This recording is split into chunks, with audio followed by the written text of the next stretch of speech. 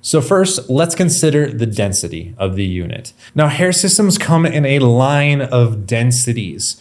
You can get these generally from extra light, light, light medium, medium, medium to heavy, and heavy.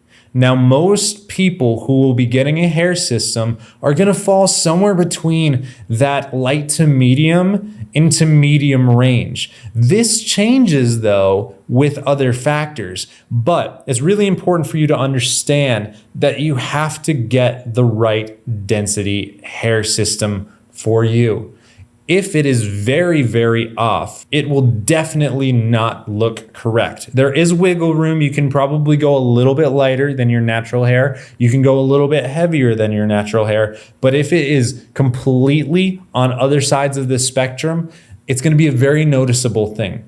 So if you have very light, fine hair, this is something that you are going to want to match up. Now, the easiest way to figure out what density your hair is to go to LaVivid and buy a density chart, which will tell you in comparison to your own hair what density you should be buying. Now, it's a general kind of rule. If you're a young person in his 20s and you had pretty thick hair to start with, you're probably somewhere in the light to medium range. However, if you always had lighter hair, if you always had less dense hair, try to go closer to the light to medium to light range.